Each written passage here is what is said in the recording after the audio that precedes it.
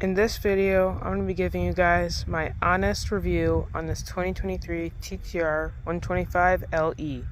I owned one of these bikes a year ago, ended up getting a bigger bike, and this is the second one I have had and ridden, which this one is my sister's, which she learned how to ride in my most recent video. If you haven't seen that video, go check it out. It is pretty funny since she did end up crashing it, but if you guys want to go see that, go check it out. Back to reviewing this Ttr125. This bike is a 125cc 4-stroke trail bike, which is also carbureted. This thing burns such little fuel, you could probably ride it for hours if you had a full tank, and you still wouldn't be empty. We'll be going over all the positives and negatives of owning this bike at the end of the video. Stay tuned for that. This bike is very reliable and very minimal maintenance, so you don't have to do much to keep it in great condition. This bike also does come with a kickstand, which is pretty cool. Another cool thing on this bike is that it does have a key, so you can take the key out and leave the bike somewhere and not be worried about someone stealing it. This bike also has a backup kickstarter, so if your battery dies in your e-start, you can just kick it over and you don't have to bump start it. Look at this bozo over there. Gosh, trying to make a video here. Stock, this bike does come with a skid plate on the bottom of the engine, which you can easily screw off with 3 bolts. Now, the braking power on this bike is pretty good. It has a strong rear drum brake and a very strong front disc brake. Also, this bike does not require much maintenance at all because the motor is just super reliable since it's made from Yamaha. I've never had much issues with the Yamaha bikes, except I do notice with the trail bikes, since they're carbureted, they do not like to start at all when it's cold. For example, I went to go start it when it was like 60 below. It was probably like around 50 degrees, 40 degrees maybe, and this thing would not start. So that is one negative thing that you might want to consider about when buying this bike. As long as you take great care of this machine, it will never break down on you. There are many upsides to this bike, but there are also some downsides to it. For example, the suspension. The suspension really does soak up a lot of things, but it doesn't rebound back, basically. I don't know how to explain it, but when you land a jump or something, which I know these aren't made for jumping, but when you land it, you land hard. So you really need to make sure you're standing if you're going to be jumping this thing at all. And I know, the suspensions on these things are made more for soaking up stuff, especially if you're trail riding, which is very beneficial if you are trail riding these, which is mainly what I would use this for if I actually rode trails. But these are very good pit bikes, so if you are racing dirt bikes at a track or something, or quads, you can bring one of these things because they are pretty small and easy to load.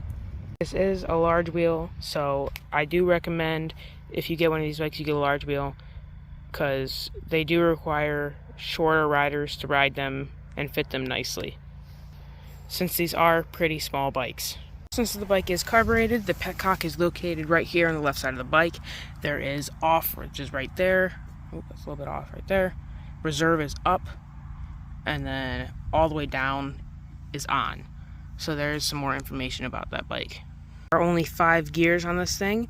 Neutral is in between first and second gear.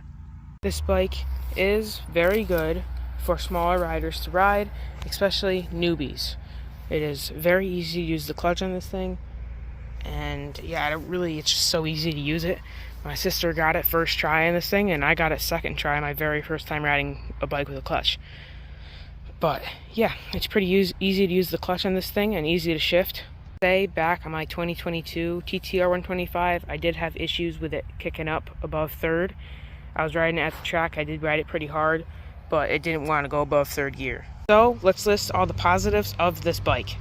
Positives are the backup kickstart, the easy to use e-start, there's a key so people can't steal it easily, there's a stock skid plate so you don't have to buy an aftermarket one, very strong brakes, kickstand, very nice plastics and design of the bike in total.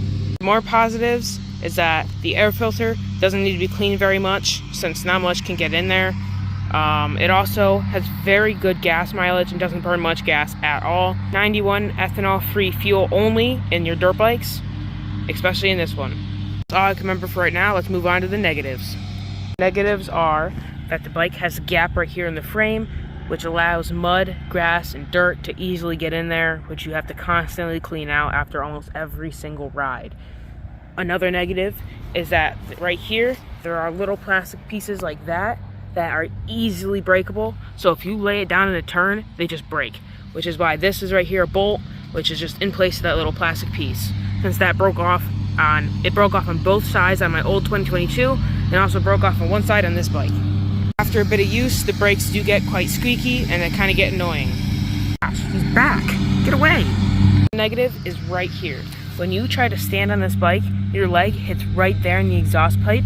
So if you don't have boots, you're going to burn your leg trying to stand on this. There are a lot of people out there that say certain bike brands are really bad, and a lot of people say that the Yamahas don't start and just are horrible bikes in general. But in reality, they're really good bikes and they're really reliable. But when you don't take good care of your bike, then they don't become reliable. Then they break down easily. So that's because they didn't take good care of their bikes or proper care of their bikes, and that's why their bikes don't work properly. I think that the strongest negative, in my opinion, okay, he's back. God, he's back. I think the strongest negative, in my opinion, is the fact that it's carbureted. I wish they did make these bikes fuel injected, because they do not start in the winter, which is nice to have them as pit bikes. It's also nice to have an alternative bike, which does have the carbureted engine, so they aren't all fuel injected. Maybe it's a little bit less expensive that it isn't fuel injected, which is better for people who are trying to save some money. Overall, in my opinion, I think that these are really good bikes for beginners. Maybe for an intermediate, depending on what kind of ride you're doing. If you're an intermediate and you're short, but you're fast, Ttr125 is still a really good bike, especially for trail riding. Track riding, it's okay, you can keep up with some other bikes that are slower, but it really is hard to jump this thing at all because of the trail bike suspension, and it's not really made for that.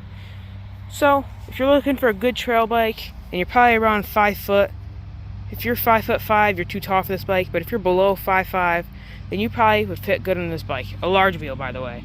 There are more videos about this bike that go more in depth than this is, so go check those out. If you're thinking about getting this bike for your kid or for yourself, I definitely recommend you go out and just do it.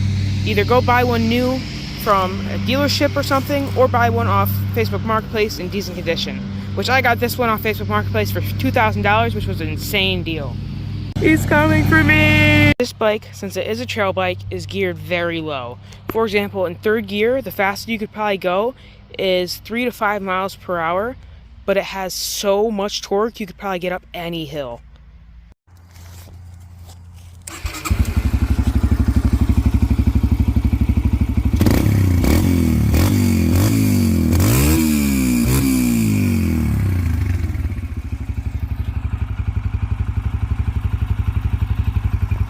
But if you did find this video helpful in any way, please make sure to leave a like on the video and subscribe to the channel. Right now I'm trying to reach 2,000 subscribers since I finally reached 1,000, and it's kind of crazy. I hope you guys enjoyed the video. If you have any questions about this bike that I didn't answer in this video, let me know in the comments and I'll respond to you as quickly as I can. Thank you for watching. Peace.